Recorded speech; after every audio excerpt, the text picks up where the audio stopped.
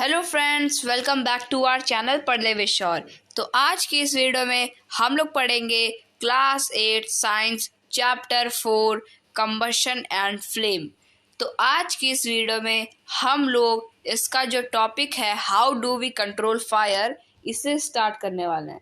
तो आप सभी को याद होगा इसके पहले वाले वीडियो में हम लोगों ने how do we control fire के पहले वाले सारे टॉपिक कंप्लीट कर लिए थे। आज की इस वीडियो में हम लोगों को how do we control fire को स्टार्ट करना है। तो चलिए शुरू करते हैं। How do we control fire. You must have seen और heard of fire breaking out in homes, shops and factories. If you have seen such an accident, write a short description in your notebook. Also share the experience with your classmates. तो क्या कहा जा रहा है कि इनमें बोला गया है कि अगर आपने कभी भी ऐसी कोई ब्रेकिंग न्यूज़ सुनी हो या ऐसा भी कुछ कहीं पे सुना हो या देखा हो कि जहाँ पे घर में अचानक से आग लग जाती है, शॉप हो गई या फैक्ट्री में आग लग जाती है, या ऐसा कोई एक्सीडेंट जो आपने देखा हो, अगर आपने देखा है ऐसा कोई एक्सीडेंट, तो इसके ऊपर आपको क्या एक शॉर्ट डिस्क्रिप्शन लिखना है और इन्हें किसमें आपको अपनी नोटबुक में लिखना है और क्या आपको एक अपना एक्सपीरियंस शेयर करना अपने क्लासमेट्स के साथ। Find out the telephone number of the fire service in your area. If a fire breaks out in your house or in your neighborhood, the first thing to do it is to call the fire service. तो क्या कहा जा रहा है कि आपको जो telephone number है फायर सर्विस का जो आपके एरिया में है, उससे आपको क्या फाइंड करना है। और अगर आपके घर में कभी आग लग जाती है या आपके पड़ोस में अगल बगल में कहीं भी आग लग जाती है, तो आप सबसे फर्स्ट थिंग ऐसी पहली चीज़ क्या होगी, तो वो आपकी पहली चीज़ होनी चाहिए कि जैसे आग लगे तो आपको पहले ये करना है कि जो फायर सर्विसेज है इन्हें क्या कॉल करना है, फायर ब्रिगेड को कॉल करना है। It is important that all of us know the telephone numbers of the fire services. तो कहा जा रहा है कि ये इम्पॉर्टेंट है क्या कि हम लोगों को ये जो हमारे टेलीफोन नंबर है फायर सर्विसेज के, इन्हें याद करना पड़ेगा। Does your city town have a fire brigade station? When a fire brigade arrives, what does it do? It pours water on the fire. Water cools the combustible materials so that its temperature is brought below its ignition temperature. This prevents the fire from spreading. Water vapors also surround the combustible material, helping in cutting off the supply of air, so the fire is extinguished. You have learned that there are 3 essential requirements for producing fire. Can you list these requirements? These are fuel, air to supply oxygen, and heat to raise the temperature of the fuel beyond the ignition temperature. Fire can be controlled by removing one or more of these requirements. The job of a fire extinguisher is to cut off the supply of air or bring down the temperature of the fuel or both. Notice that the fuel in most cases cannot be eliminated. If, for instance, a building catches fire, the whole building is the fuel. तो क्या कहा जा रहा है कि इसमें बोला जा रहा है कि आपकी जो सिटी है या टाउन है उसमें क्या कोई फायर ब्रिगेड का स्टेशन है। तो मेरी जो सिटी है वहाँ पे क्या एक फायर ब्रिगेड का स्टेशन है। तो इसमें पूछा जा रहा है आपकी जो सिटी है वहाँ पे आपका सिटी या टाउन में कोई फायर ब्रिगेड का स्टेशन है कि नहीं है, आपको बताना है। और इसमें बोला जाता है कि जो फायर ब्रिगेड आती है तो सबसे पहले वो क्या करती है, तो वो क्या करने लगती है, फायर ब्रिगेड आती है अपने टैंकर से पानी डालने लगती है, जैसे पाइप कनेक्ट करती है, जैसे कि आप फोटो में देख पा रहे होगे। जैसे ये जो रेड कलर का टैंकर है इसमें उसने अपने पाइप फिट करे और उसके बाद जहाँ पे आग लगी है उसे क्या वहाँ पे पानी डाल रहे हैं। तो ये सब क्या करते हैं, ये सब जो जहाँ आग लगती है वहाँ पे ये लोग पानी डालने लगते हैं। पानी क्यों डालते हैं? क्योंकि जो वाटर होता है, वो जो कंबस्टिबल मटेरियल्स होता है, उसका जो टेम्परेचर होता है वो क्या उसका नीचे कर देते हैं बिलो इट्स इग्निशन टेम्परेचर। यानी कि जो टेम्परेचर इग्निशन टेम्परेचर क्या होता है कि जो सबसे लोएस्ट टेम्परेचर होता है at the substance catches fire. एक सब्सटेंस का सबसे जो कम टेम्परेचर होता है उससे क्या इग्निशन टेम्परेचर कहते हैं। तो उसके इग्निशन टेम्परेचर से क्या वो नीचे ले आते हैं। तो आप ये कंफ्यूज मत होइएगा कि कह रहे हैं सबसे लोएस्ट टेम्परेचर और सब नीचे ले आते हैं।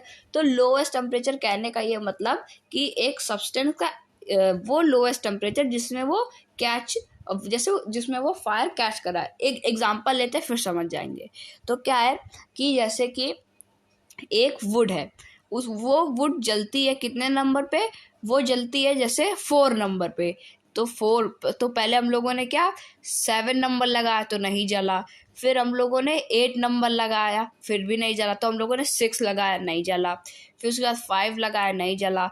तो उसके बाद क्या 4 नंबर लगाया तो वो वुड जल गई। यानी कि 4 सबसे लोएस्ट नंबर है जिसमें वो जो सब्सटेंस है वो क्या फायर पकड़ रहा है।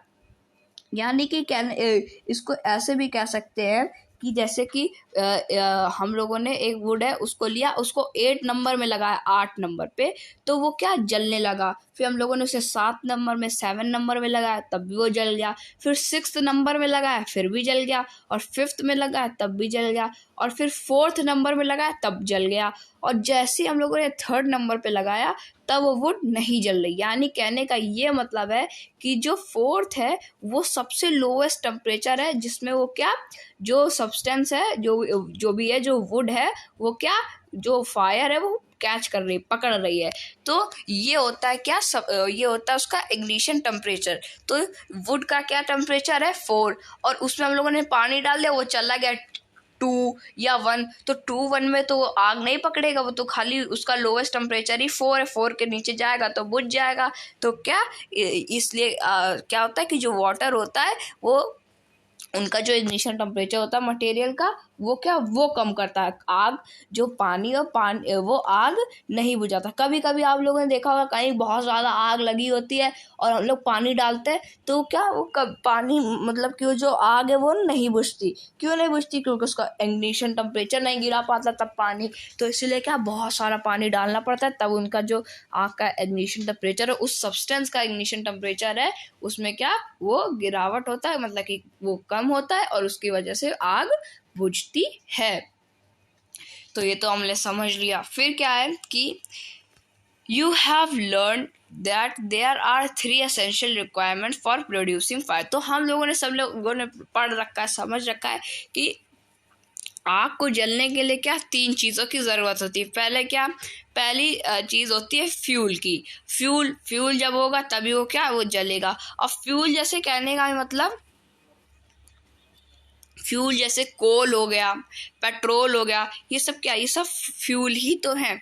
जो भी हम लोगों ने इसके पहले वाले चैप्टर कोल एंड पेट्रोलियम में भी पढ़ा है कि जैसे फ्यूल्स आ गए कई सारे जैसे हो गया एलपीजी हो गई और गैसेस हो गई जैसे सीएनजी गैस हो गई और ये कोल हो गया। ये सब क्या ये सब फ्यूल ही तो हैं। तो ये सब फ्यूल हो गए। और एयर क्यों ज़रूरत होती है? एयर नहीं ज़रूरत होती, हमें ज़रूरत होती है क्या ऑक्सीजन की। देखो ब्रैकेट में भी लिखा है टू सप्लाई ऑक्सीजन। एयर ही तो सप्लाई करेगी ऑक्सीजन। एयर क्या है? Air is a group of whole gases which is present in our earth. यानी कि हमारी अर्थ में जितनी भी गैसेस प्रेजेंट है उन सबको क्या अगर मिला दे उनका ग्रुप बना दे तो उस ग्रुप को हम लोगों ने क्या नाम रखा है? एयर नाम रखा है।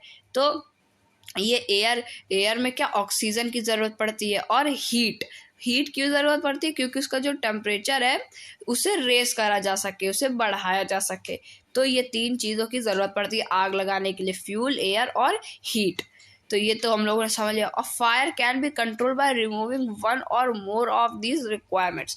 तो अगर हम लोगों को फायर को कंट्रोल करना है तो इनमें से ये जो 3 है इनमें से 2 किसी को भी हटा दो या एक किसी को भी हटा दो तो ये क्या इनमें से ये फायर जो है वो बुझ जाएगी। कैसे? देखो, अगर आग लगी, कहीं पर आग लगी है और वहां पे एयर की सप्लाई बंद कर दो, ऑक्सीजन की सप्लाई बंद कर दो, तो ऑक्सीजन की सप्लाई जब बंद हो जाती है तो कैसे, तो वहां पे आग तो बुझ जाएगी। अब इधर समझते हैं, ये जो फायर एक्सटिंग्विशर है ना, ये इस टॉपिक से बिल्कुल रिलेट कर रहा है कि फायर ऑक्सीजन कैसे बंद कर दे, उसकी सप्लाई। एक क्वेश्चन आ रहा होगा कि ऑक्सीजन की सप्लाई कैसे बंद कर दे। ऑक्सीजन तो हमारी अर्थ में प्रेजेंट ही है और हमारे सराउंडिंग में भी प्रेजेंट है। हम कहीं भी चले जाए, हम एकदम छोटी सी छोटी जगह पे चले जाए, हम लोग वहाँ सांस ले लेते हैं, मतलब कि वहाँ पे ऑक्सीजन है। तो हम लोग ऑक्सीजन को ऐसे बंद कैसे कर सकते हैं, उसकी सप्लाई कैसे रोक सकते हैं, तो वो हम लोग अभी समझेंगे। ये सप्लाई कौन रोकता है? ये हमारा रोकता है कौन? Fire extinguisher. कैसे रोकता है, अभी हम लोग इसके बारे में आगे समझेंगे। The job of a fire extinguisher is to cut off the supply of air और to bring down the temperature of the fuel और बोथ। तो यानी क्या कहा जा रहा है कि जो जॉब होती है ये फायर एक्सटिंग्विशर की, ये मैन को आप देख पा रहे होगे, ये जो पानी डाल रहा है इसको क्या फायर एक्सटिंग्विशर, फायरमैन कहते हैं। तो ये क्या है कि जो फायरमैन है ये क्या करता है, पानी डाल करके जो भी सब्सटेंस है उसका जो इग्निशन टेम्परेचर है उससे कम कर देता है, और जो फ्यूल है उसका टेम्परेचर कम कर देता है, और कभी कभी ऑक्सीजन की सप्लाई बंद कर देता है। तो इससे क्या, जो आग है वो बुझ जाती है। Notice that the fuel in most cases cannot be eliminated. If for substance a building catches fire, the whole building is a fuel. तो कभी कभी क्या आप सोचते होगे कि जहाँ आग लग रही है वहाँ पे आप क्या फ्यूल ही को हटा दो, तो ऐसा हो सकता है कहीं पे? नहीं। देखो, अगर कहीं पेट्रोल में आग लग रही है तो पेट्रोल को आप कैसे हटा दोगे? चलो उसमें पानी डाल दोगे, पेट्रोल में पेट्रोल क्या मिक्स हो जाएगा तो खराब हो जाएगा, चलो ये ठीक है। फिर क्या कि कभी कभी क्या होता है कि जो एक बिल्डिंग हो गई, एग्जांपल के लिए एक बिल्डिंग है, वहाँ क्या उसमें आग लग गई, उस बिल्डिंग ने फायर कैच कर ली, तो क्या पूरी बिल्डिंग जल रही, और अब वो पूरी बिल्डिंग क्या हो गई है, वो पूरी बिल्डिंग हो गई है हमारी फ्यूल। अब उसे कैसे एलिमिनेट करोगे? वो अब एलिमिनेट नहीं होगा। तो उसके लिए दो चीजें होंगी, क्या? एक तो ऑक्सीजन की कटिंग बंद कर दो, या फिर वो सब्सटेंस को ही क्या हटा दो। तो फ्रेंड्स, ये तो हम लोगों ने यहाँ तक तो हमारा टॉपिक हो गया। अब हम लोग समझते हैं जो फायर एक्सटिंग्विशर वो कैसे रिलेट करता है। तो हमने बात क्या करी थी वहाँ पे कि फायर को कैसे रोके। तो फायर को रोकने के लिए हमने क्या 3 तरीके देखे थे। 3 तरीके क्या, 2 तरीके, एक ही तरीका देखा था कि जो 3 चीजें हैं, 3 रिक्वायरमेंट है फायर को जलाने के लिए, फ्यूल, एयर और हीट, तो इनमें से तीनों में से कोई एक चीज हटा दो। तो हम लोग क्या एग्जाम्पल के लिए ले लेते हैं, हम लोग एयर को हटा देते हैं। तो एयर क्या प्रोवाइड करता है? ऑक्सीजन प्रोवाइड करता है।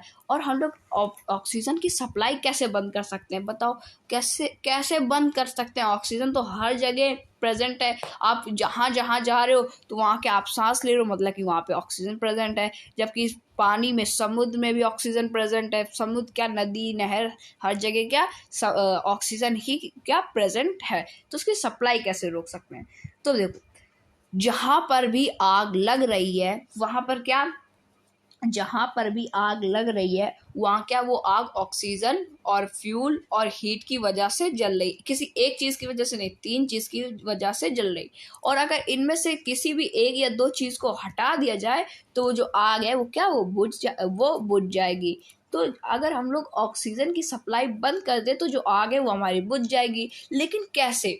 तो वो वहाँ काम आता है क्या, ये हम लोगों का जो फायर एक्सटिंग्विशर है या रेड सिलेंडर, यही काम आता है वहाँ पे। अब ये मत देख लीजिएगा कि कहीं पे आग लगी तो रेड सिलेंडर देखा, घर में गैस सिलेंडर रखा वही डाल दो तो उधर ब्लास्ट हो जाएगा। तो हमें क्या डालना, हमें ये रेड सिलेंडर जो है हमारा फायर एक्सटिंग्विशर, इससे हम लोग को ये हमारा क्या इस्तेमाल में आएगा।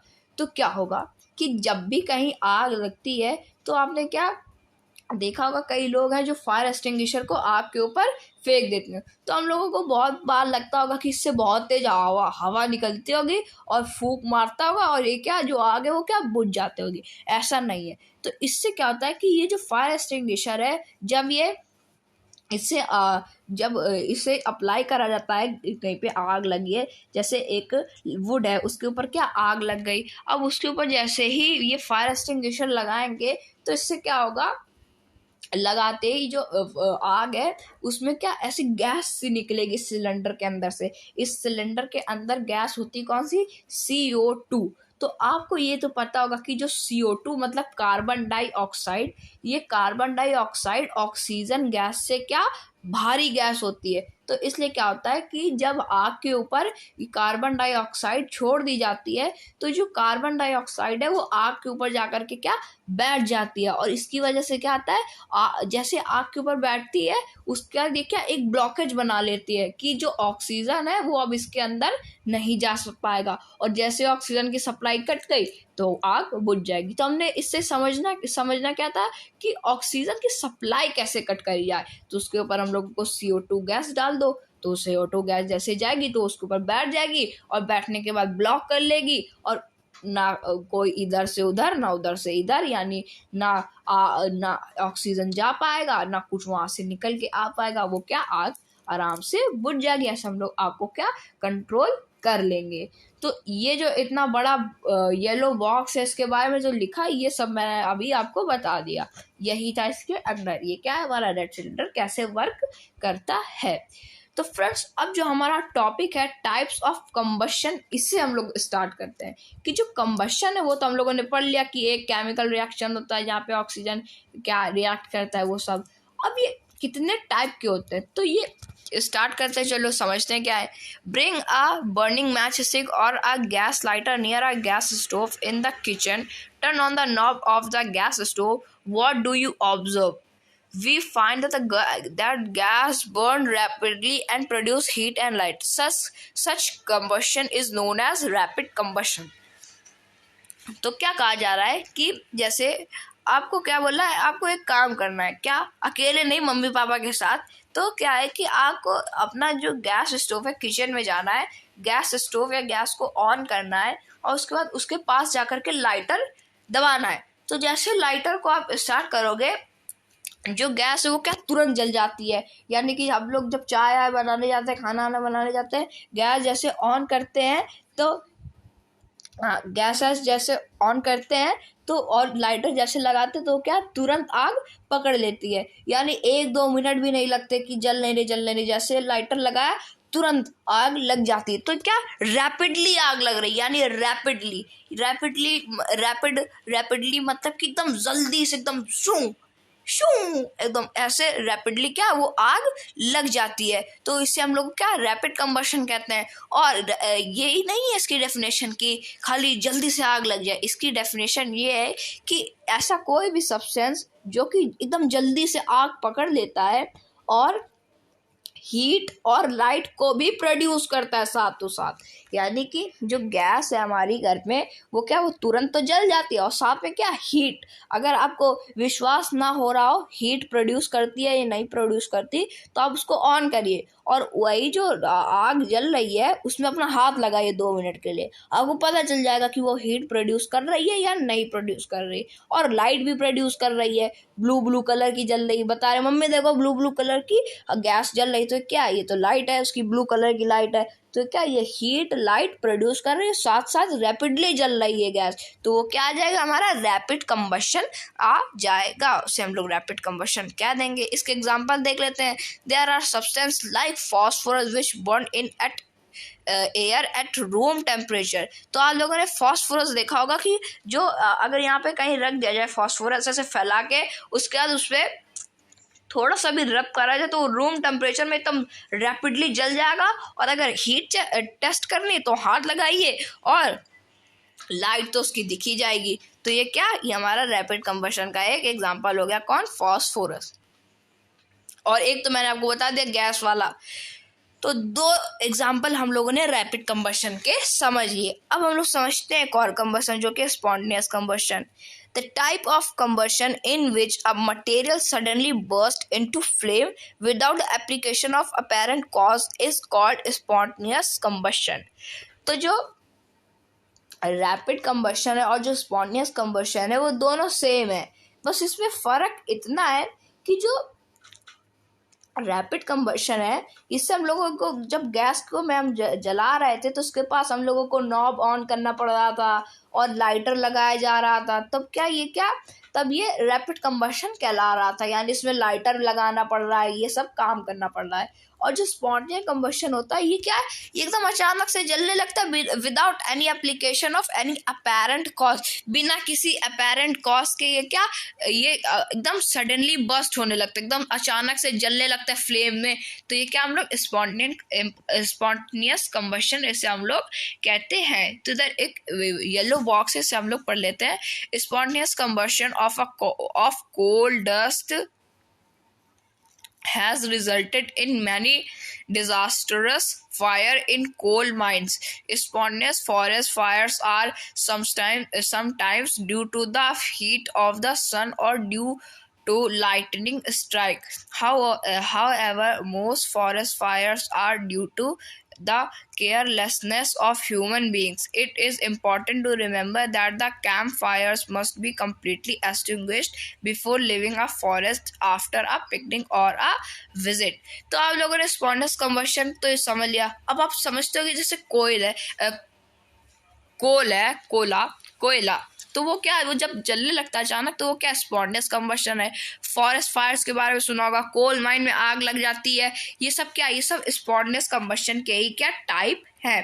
तो और इसमें कहा जा रहा है कि जो फॉरेस्ट फायर्स है वो तो कभी कभी ह्यूमंस की लापरवाही की वजह से ही क्या हो जाता है। जैसे कोई गया वहाँ पे क्या पिकनिक मनाने, तो वहाँ पे कैंप फायर्स हो गए। कैंप फायर्स यानी जो कैंप के आगे जो फायर्स लगाई जाती, कैंप के आगे आग लगाई जाती है हाथ सेकने के लिए, उसे हम लोग कैंप फायर कहते हैं। तो वही कैंप फायर जो है उन्हें क्या ऐसे जल रही है, उनको जलते हुए हम लोग क्या छोड़ के आ जाते हैं। तो उससे क्या होता है कि वो अगर एकदम गर्मियों का दिन है, हम लोगों ने तो कैंप फायर लगा दी, उसके बाद क्या वो आग पकड़ लेगी धीरे धीरे, पता नहीं क्या होगा, और फिर क्या पूरे जंगल में आग लग जाएगी। अभी ऑस्ट्रेलिया में क्या आग लगी थी पिछले 2020 में लगी थी ऑस्ट्रेलिया के जंगलों में। तो ये सब क्या है, ये सब है spontaneous combustion. We generally have fireworks on festival days. When a cracker is ignited, a sudden reaction takes place with the evolution of heat, light, and sound. A large amount of gas formed in the reaction is liberated. Such as reaction is called explosion. Explosion can also take place in pressure of applied on the cracker.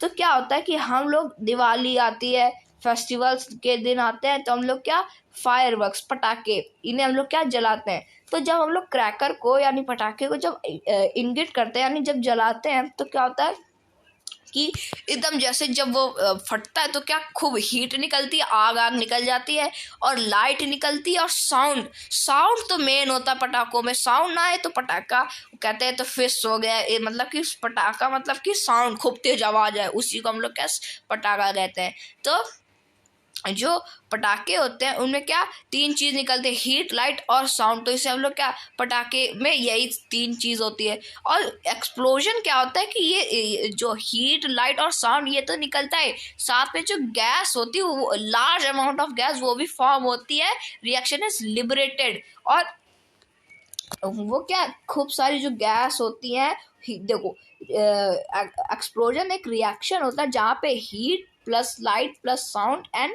Also large amount of gas was form is called explosion. Explosion में बहुत सारी gases निकलती है, heat निकलता है, light और sound निकलता है, इसे हम लोग क्या एक्सप्लोजन कहते हैं। और एक्सप्लोजन ऐसे भी होता है कि किसी एक जगह में ही प्रेशर अप्लाई करा जाए किसी और क्रैकर में, तो वो क्या फट जाता है तुरंत, तो उसे हम लोग क्या उसे भी हम लोग एक्सप्लोजन कहते हैं। तो फ्रेंड्स ये जो हमारा टॉपिक था ये तो कंप्लीट हो चुका है। अब जो हमारा नेक्स्ट टॉपिक है वो है फ्लेम, वो करेंगे हम लोग नेक्स्ट वीडियो में। आज की इस वीडियो में इतना ही, मिलेंगे नेक्स्ट वीडियो में नेक्स्ट टॉपिक के साथ। तब तक के लिए थैंक यू वेरी मच।